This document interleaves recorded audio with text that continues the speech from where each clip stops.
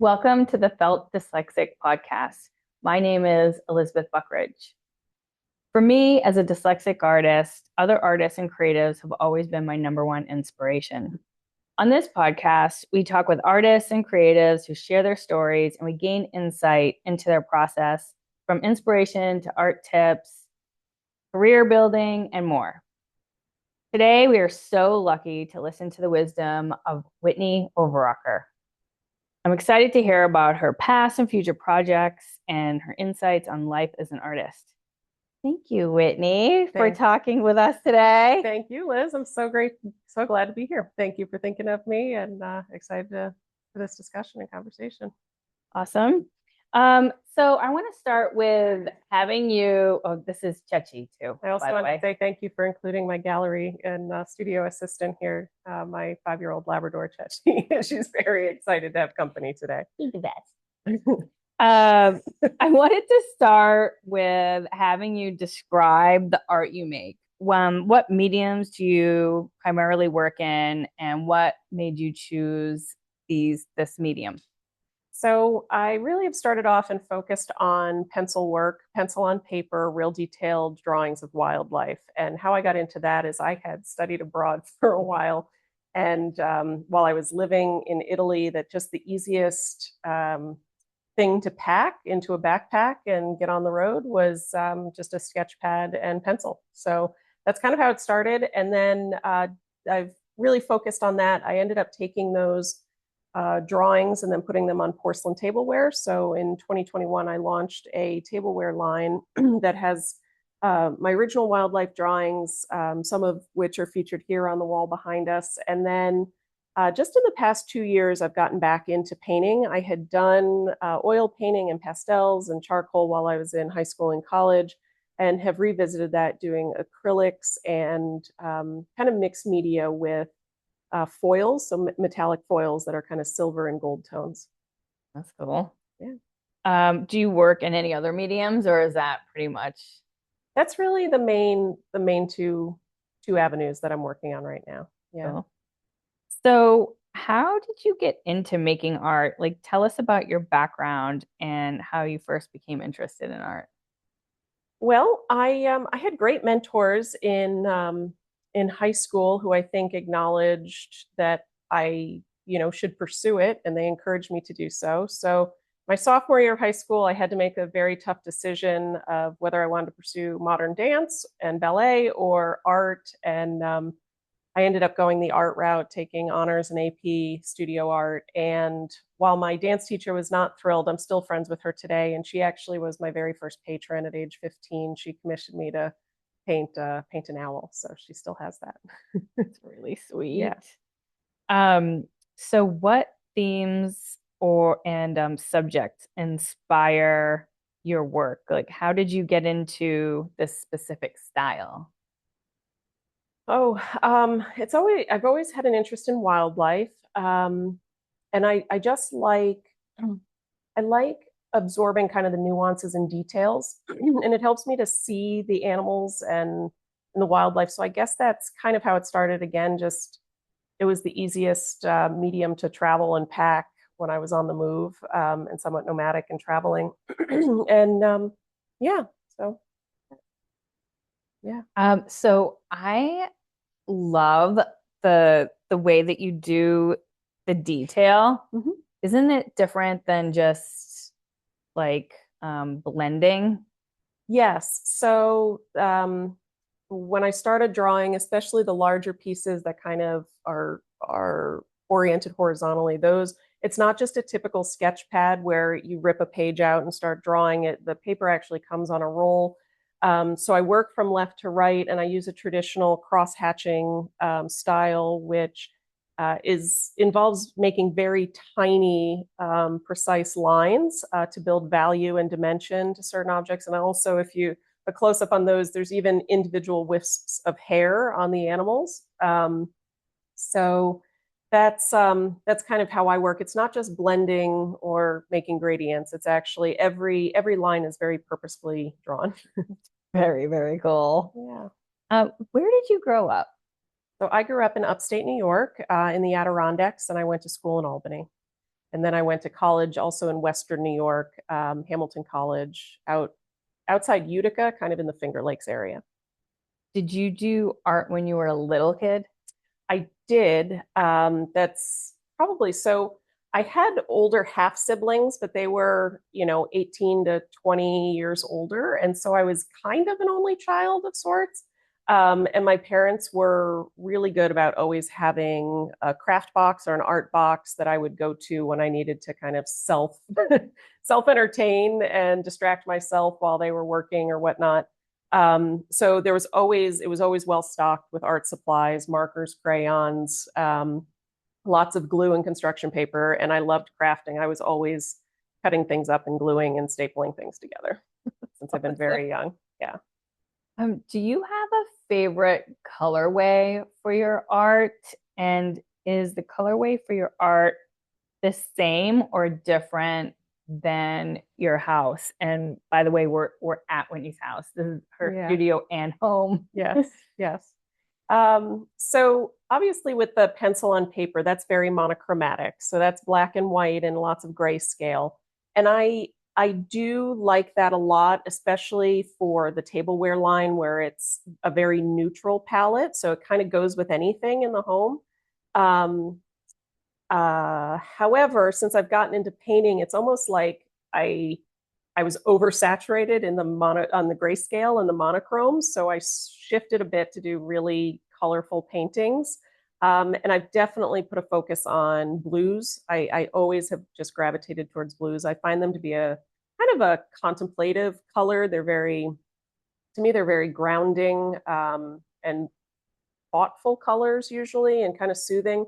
And I think that also speaks to the just living along the coast here, on an island in Newport, very nautical. And so a lot of homes, the decor is often these soft blues or greens that are very coastal colors, which I also have in my living room here. Yeah. And describe where you do your art. Yeah, so you're looking at it. This is it. I did have it set up. It kind of moves around. I do like change. Like I don't know, every couple of years I'll move my settings around. So it was in my second bedroom. But I just felt like I wanted more light. I wanted to be kind of out, more present, so that I looked at it every day and it would encourage me to stick with it and keep, working on projects.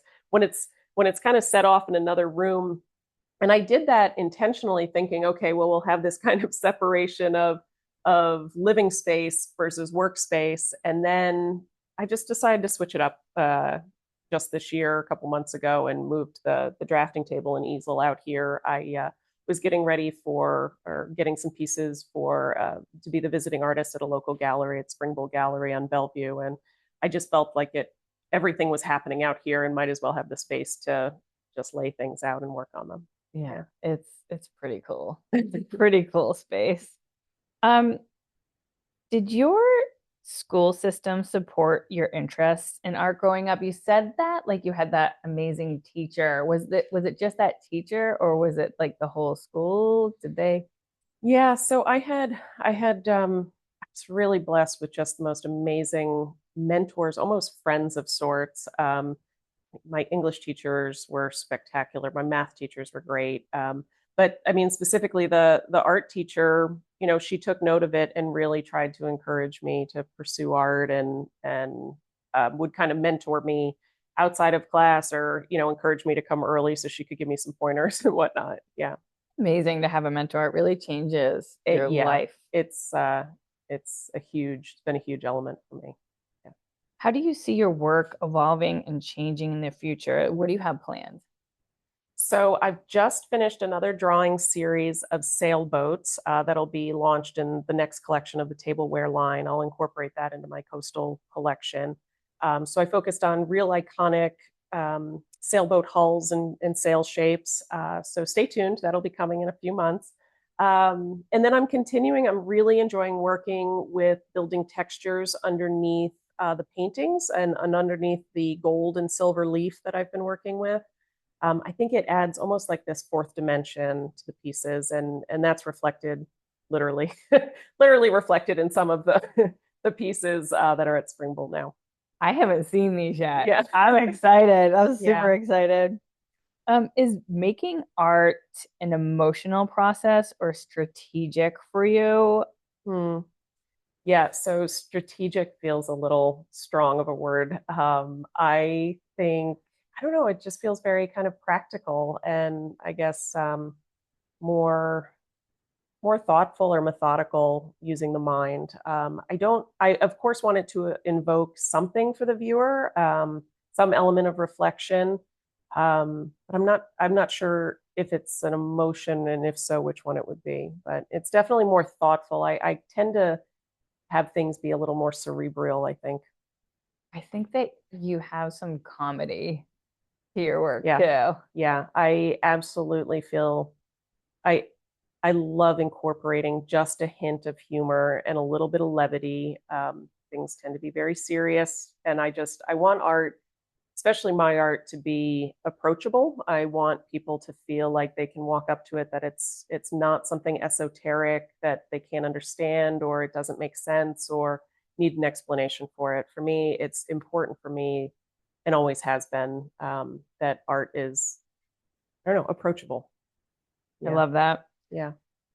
Can you walk us through your creative process from idea to finished piece? So when I first had the idea with the wildlife, it usually, how would you say it? It kind of brews in my brain for several months, and I'll start to have different visions and how I want to put my twist on it. Um, and I will, once I kind of settle on something, I'll start accumulating images, say that I want to draw a moose or one of the horned animals that's in the piece behind us. I'll collect hundreds of images or dozens or close to 100 images of a moose, and then find the ones or the stature that I like and how those are going to interact with the other animals in the piece. And I generally work from a photograph. I'll work on longer sheets of paper and then working from left to right when I decide to start drawing. So the setup and design is really takes a lot of a lot of time, almost as much time as what goes into the final execution and drawing of the piece or painting. Um, and of course, to prevent smudging, I am right-handed, so I have to work from left to right. So I do have to have it somewhat planned out in advance. But I will say I love the journey that happens because often whatever I have in my mind of how it's going to start, that's not necessarily how it ends. Like the piece will take on a little bit of a life of its own, and maybe even happy accidents happen where I go, oh gosh, oh well, that's okay. That kind of looks neat. Let me fix it here, and I'll try that on my next piece that I work on. Right, how to incorporate that. So yeah, it's always, and I learn from that, and I think the art kind of blossoms and evolves from it as well. I love the tip of all the different photographs, like up Yeah, to 100 photographs. That's a good tip. yeah, And how do you combine the art that you love to make and the art that you love to sell? Like, do yeah. you have pieces that you just wouldn't sell? Yeah, so the piece behind us, the horned animals that we keep referring to, that was really my first piece that I entered in the Newport Art Museum juried show when I had first moved here close to 11 years ago. Um, and it was accepted, which I was so thrilled about. So at that time, the members exhibition was accepting only about 25 to 35% of their applicants or submissions. So just to be accepted was huge. And then it won an award for drawing. And I met so many friends in the art community and so many other like Newporters. And that really kicked off my chapter in Newport. So that is sentimental. That won't be going anywhere. But to answer your question, what I make and what I put out for sale is really one and the same. I feel pretty consistent or kind of egalitarian about those things that yeah, I create and put out there what I like. I Yeah. think we met when you Yeah. first created that piece too. Yeah. That was a good year. Yeah. I love that. I think that that gives like a lot of hope for people to that are just getting into making art that they can make art and sell it Mhm. because you're, Mhm. so let's see here. How do people find your art to purchase? So my website is whitneyartist.com. My Instagram is also whitneyartist. And on there, you can find the tableware. So as I mentioned, it's porcelain, microwave, dishwasher safe. And I have 4 collections there of wildlife, coastal and nautical, skiers, and then classic cars, which is kind of an odd, unusual hobby to have and mix those things together. Um, and there's serving platters and mugs and plates and stationery as well, also incorporating some humor and some motivational puns on the stationery and notepads. So that's where that element of the artwork is. And then I am currently showing some of my paintings and fine art at the Spring Bowl Gallery on Bellevue Avenue, which is right across the street from the Redwood Library and Newport Art Museum. And then I'm also part of the Newport Artist Collective, which just started last year, actually, and is doing great things, including launching a weekly salon series on Thursday evenings at the Brenton Hotel, which features a different artist every week, every Thursday evening. So I'll also be there November 14th. And then kind of you can just stay tuned for their website and updates as to who the other featured artists are, but I'll be there November 14th. It's pretty cool. Yeah, it's a lot of fun. It was the first time I was the featured artist for the salon series. I was so amazed, everybody that showed up, and it really spoke to Newport of just being kind of this small town, that there's really just like 1 or 2 degrees of separation here. And the beautiful part for me was how many people came together and was like, oh my gosh, they were our neighbors a decade ago and I haven't seen them in years. I thought they moved out of town. And here, like, the art scene and art community that's being revived has, brought people together again, which has been really, really beautiful to see. It's been great. Yeah. And we'll put that information in our show notes too. Yeah. Can you share on a recent project or a piece of work that you're particularly happy about? Maybe besides the first one that you won't even sell, is there anything that you're particularly happy about? Oh, a piece. I know one that I'm particularly happy about with yours, your tableware and your note cards.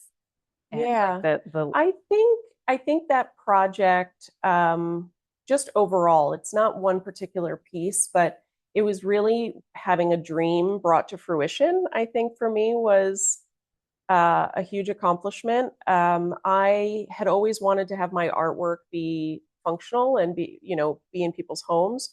Um, and I'd had this idea for a while, but then when COVID hit, right, we couldn't go anywhere. We couldn't really do anything for months at a time. And so it was really just that extra nudge that I needed to sit down at the drafting table. And instead of working to a deadline for one piece, instead it was, okay, Whitney, like, you need to get into a routine of sitting and making art a very present and methodical part of your lifestyle, on a weekly, monthly basis. And so that's really when the shift happened for me and pivoted. And actually launching the line, having it in retailers here in Newport and throughout New England has been pretty amazing to watch, and then just being well received. Yeah. And it's always fun, especially as a, business owner, there's a lot of these firsts, right? Like the very first time I got an order from somebody I didn't know, right? That wasn't a family or friend, or the very first time, I sent an order to Utah, like, you just things you don't really think about of, well, gosh, it's just so fun to think about my artwork being in really far corners of the world, especially the US. I have sent some pieces to Australia, so that's exciting. that is pretty cool. Yeah. How do you stay motivated? Deadlines are great for me. I do tend to like something about it. I'll just pull an all-nighter or two when things need to happen. Again, that's me having to work on being more methodical about doing it incrementally and in advance, which I have gotten a lot better on. And then the other thing is really having everything else in my day-to-day in life kind of taken care of. Like, do all the administrative bureaucratic stuff so that I can really have a clean mind sitting down at the drafting table or at the easel, making sure bills are paid, dishes are washed, laundry's done, like cars full of gas, like all these little nuanced things that really can take your brain into another direction and be a distraction. I find that really having all of those taken care of helps me a lot. Yeah. That's a good tip. Yeah. Are there any artists or creatives that have influenced or inspired your work? Mm. So when I was a teenager, so my senior year of high school, there's a rustic furniture maker and landscape and wildlife artist. His name's Barney Bellinger, and he has become a dear friend and a mentor of sorts. And I actually did my first apprenticeship with him the final month of my senior year. So um, instead of having, finals and prep for finals because everybody had already kind of applied for college and had a plan for what was going to happen for the summer or the next year, the school offered this great opportunity for students if they wanted, instead of taking classes, to do a 1 month internship. And so some of my friends were stuck, filing papers at the local like attorneys or city office, right? And using staplers and the paper shredder. But I organized this wonderful opportunity, and thanks to Barney for welcoming me into his studio. And he's a completely self-taught artist as well. And so at the end of the internship, I ended up making a frame out of sticks and twigs and whatnot, and used band saws and lots of chisels and tools. And he continued. He is actually the first. He took me to the local art store and helped me pick out oil paints and brushes, and explained how different mediums worked. So that was at, I think, 15 or 16 years old. That's awesome. Yeah. What advice would you give an aspiring artist looking to pursue a career in the arts?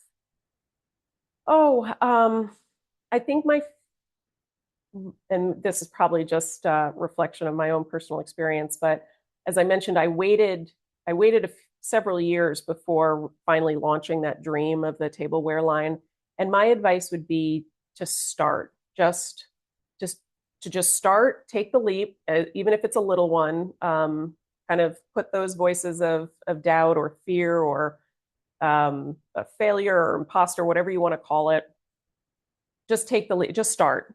And then also be open to opportunities, and just try and take advantage of whatever, comes your way. Because I found that early on, um, I would just say yes, right? And just to see where the opportunity led and what door it opened after that. And that's been really, really helpful.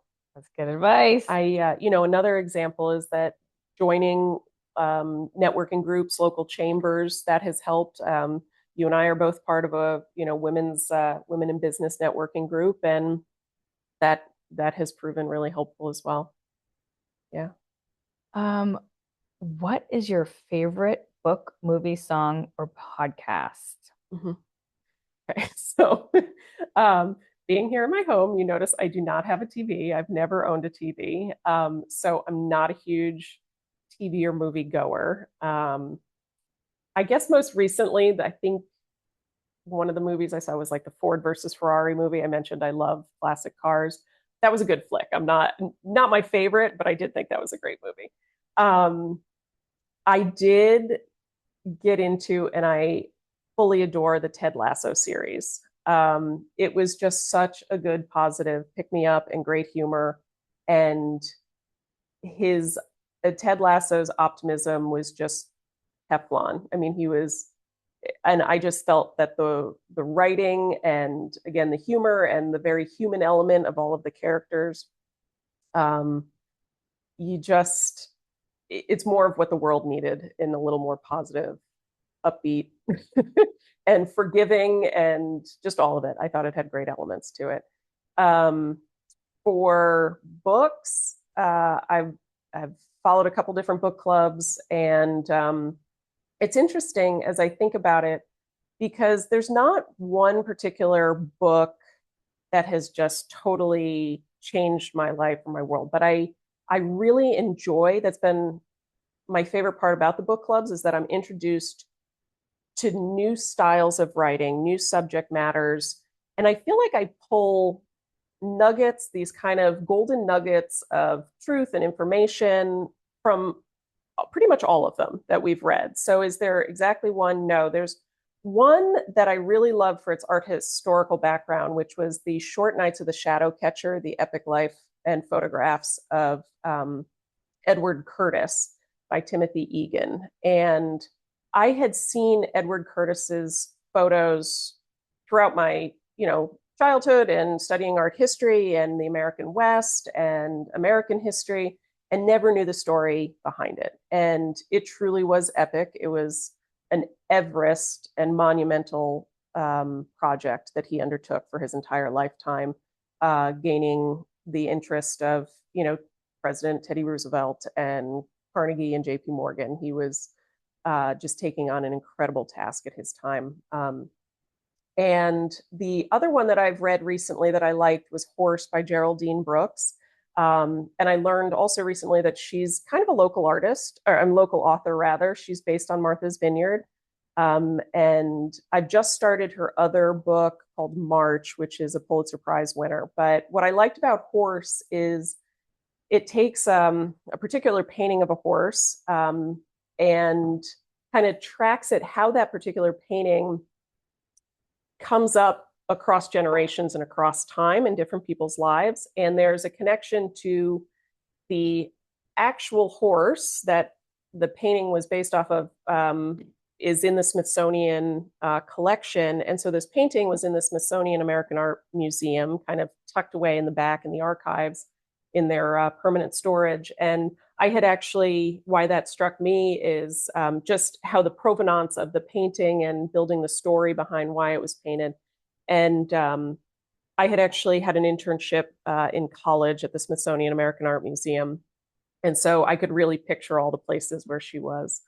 So I think those are the two main ones in terms of kind of soul searching and seeing the world differently. I loved Untamed by Glennon Doyle. And as I've referred that to other book clubs, people are like, I wish I had read this 20 years ago, is the feedback I got back from that. So trying to think what else. For car people, Faster by Neil Bascomb. That was another good one. American woman Lucy Shell decided to start a racing team, and she hired a Jewish driver during Nazi Germany, which no other teams would hire him. His poster is on my wall here as well. So that one also struck me. The driver was Renee Dreyfuss, so that story struck me as just really impressive. Again, I think it's all these women who are doing like pretty monumental, impressive things, unprecedented. And then lastly, for a little bit of local history, one of my friends, Daphne Gianconopoulos, she's an author based on the Cape, and she is documenting kind of the untold stories of women who are connected to piracy. And so obviously there was a lot of that here going on in Newport in the colonial era. So it's kind of interesting. She's, I think, one of the first to really dive into the stories. She's done a lot of research at the Newport Historic Society, Block Island Historic Society, because and I can't imagine it's such a huge task. She's very factual and very historical because there's so little written, so little preserved, and then how even less was written about women or from the women's perspective. So I commend her for doing that. Yeah. Great answer. Yeah. Probably more than you were looking for. No, I love that so much. I mean, I think that's going to be great in the show notes. People are going to really. Yeah, I think that gives you a little bit of a taste of how disparate or how eccentric kind of the inspirations come from. So again, there's no one, but all of those I was inspired by in some way, just to see how other people kind of the lens through which they see and experience the world and then put it into words is really amazing and informative. I have to read them now. I'll have to listen to them now. Yeah. I wonder if they come in audio. They do. Yeah. Most of them do. Yeah. Hey. What would you like to talk about that I didn't ask? Oh, So I think one thing that I would encourage people who are art enthusiasts is to support living artists. Um, as we continue to see kind of the art market and a lot of stuff, things selling for artists who've passed for a long time. And I know there's a different argument, positive and negatives on both sides, because a lot of people are viewing them as investments. But it really makes a huge difference supporting local artists. So I would encourage people to seek out what's available in their town, what's going on.